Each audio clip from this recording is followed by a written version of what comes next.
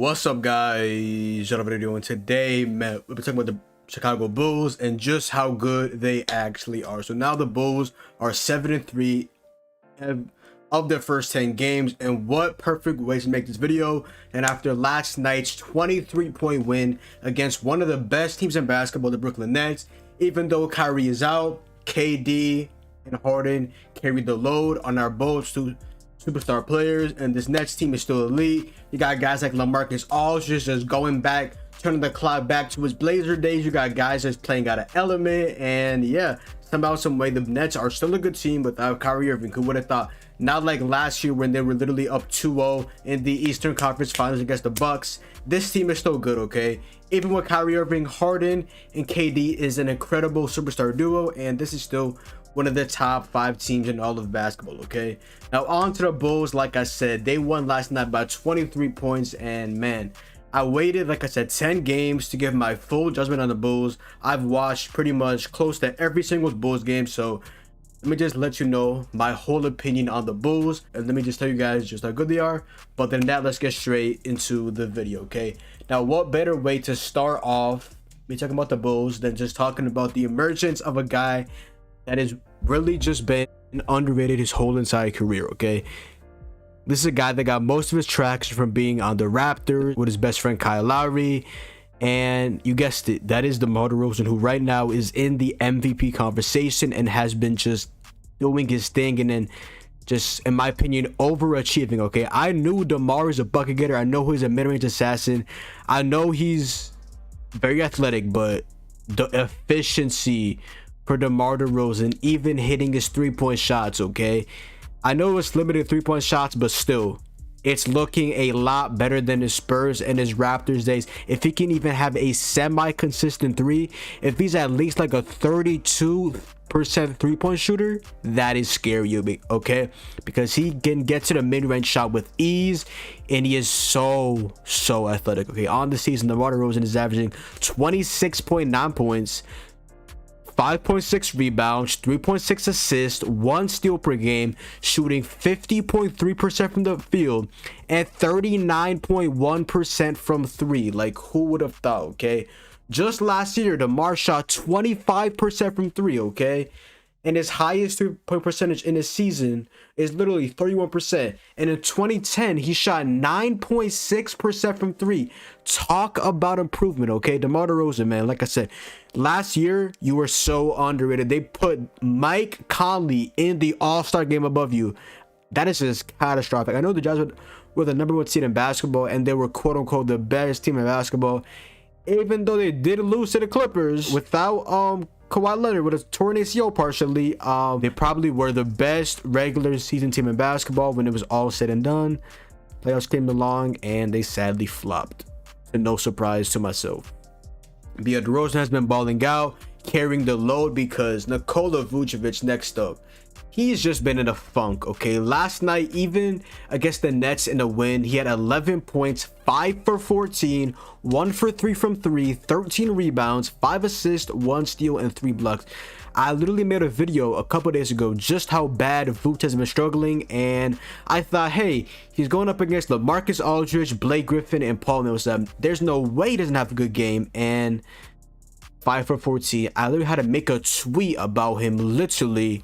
I saw him at least 2 to 3 times miss wide open point blank layups and wide open point blank hook shots, guarded by washed up LaMarcus Aldridge, who's been having a really good year, might I add, and also Paul Millsap, who was just severely washed, and now it's just a spot up shooter that's not even a consistent 3-point shooter. That's not even a amazing 3-point shooter and a rebounder, and I guess veteran presence, because he is what, they're 40 years old. But Vucevic, you gotta step it up. The fact that the Bulls are really 7-3 without Vuce just lets me know just how good and just how lethal this team is. And for a guy like DeMar DeRozan to step up and carry the Bulls with Vucevic struggling, that is what you just absolutely love to see, especially of the Bulls, who, in my opinion, I can see them as high as a number 3 or 4 seed, because we'll see how hot the Sixers stay. With Ben Simmons still on his mental check, and I think I heard today that he's actually going to do mental health therapy or something like that. So we'll see how that all transpires, I guess. Next guy, Zach LaVine, who also right now is in by far the MVP, and obviously right now he's an all-star. Okay, Zach LaVine has had a tremendous season. Okay, last night 24 points, 10 for 17, 0 for 4 from 3, 5 rebounds, 5 assists, 1 steal, 1 block. On the season, he's averaging 26.2 points, 5.7 rebounds, 4.3 assists, shooting 48.2% from the field and 31.8% from 3. He's having not a career low, but he's never shot this low from the 3-point line since he was on the Timberwolves, and that was 34%. And his first year with the Bulls, 34.1%, just like 2014 with the Timberwolves. Okay, it's only 10 games on, but again, Vucevic is struggling. LaVine's barely hitting his threes at the clip that he normally would be, and the Bulls are still 7-3, getting wins over good team. I know they just lost back-to-back to the Sixers. Joel Embiid dominating Vucevic. Like I said, Vucevic, when he's not hitting his shots, he's not defending, he's a liability on the court. Okay, so he just needs to be consistent. Okay, he's a multiple-time all-star. I don't know why he's struggling when he's on the best team he's ever been. Now he's struggling. Like, that literally makes 0 sense. And then another big acquisition this season from the Chicago Bulls, Lonzo Ball. Last night, 11 points, 4 for 12, 3 for 7, 4 rebounds, 3 assists. On the season, he's averaging 11.8 points, 5.4 rebounds, 4.4 assists, 1.7 steals, and 0.9, damn near 1 block per game. Okay, and he's shooting 40.2% from the field and 40.9% from the 3-point line. Now, casuals will look at his stats and be like, wow, he went from 14 points last year, almost 15, to 12 with the Bulls. Oh my God, is he washed? No, just watch the games. He isn't needed to be that guy that he was last year with the Pelicans. He isn't needed to make those shots at the end of the game because he's not the best option on the team. At best, he's the number 4 option behind LaVine, behind DeMar, behind Vooch, and then himself. So he isn't needed to take those clutch shots, and he isn't needed to be the most consistent player in the world because LaVine, DeMar, Vucevic, they all got his back. But when he needs to hit that shot, he has the utmost confidence, and his teammates have the utmost confidence in him hitting that shot. And on the fast breaks, just those lobs to Alex Caruso, who also has been having such an underrated year. I know the Lakers are so mad that they just didn't re-sign Caruso. I know he's a meme, but Caruso is actually such a good backup point guard, and he just helps the load of the defense of the Bulls, who can definitely need his defense, and they've been using it. He's been such a good backup point guard, and I believe he was one of the league leader in steals to this day, I believe. So yeah, Caruso has been great, and those Caruso lobs from Lonzo Ball, those Lonzo Ball to Derrick Jones Jr., those Lonzo Ball to Zach LaVine alley-oops is just such an amazing sight. But like I said, no, Lonzo did not fall off. He just has a lesser role, and he's actually on the best team he's ever been on, just like Nikola Vucevic. Okay, like I said, Alex Caruso, so underrated. Okay, just help propel this Bulls defense that really needed it. Okay, because most of their star players bring little to no defense. I'm talking about Vucevic, I'm talking about LaVine. I guess DeMar is a moderate to decent defender, but nothing about that just screams defense. But Lonzo Ball does, but Derrick Jones Jr. does, but Alex Caruso definitely does. Okay, last night Caruso went with 5 points, 1 for 4, 1 for 3 from 3, 4 rebounds, 2 assists, 2 steals. And on the season, he's averaging 7.8 points, 2.6 rebounds, 3.9 assists, and 2.3 steals for a backup point guard. Just so huge and just severely underrated. Okay, also shooting 44.8% from the field and 34.8% from 3. Man, Caruso XO, such an underrated point guard duo that just screams defense, can hit their threes, really good playmakers, and it's just such a joy. Man, this Bulls team is just one of the most entertaining teams in basketball. I'm telling you, you would want to watch every single Bulls game, bro. Guys like I said, Derrick Jones Jr., Alex Caruso, rookie Ayo Dosunmu getting big minutes, hitting big shots, Tony Bradley playing great backup minutes too. Nikola Vucevic at points even outplaying him. Javonte Green, the guy that was the ex-Celtic, wasn't even in the rotation. Now he's starting because Patrick Williams is out for the season with a shoulder injury.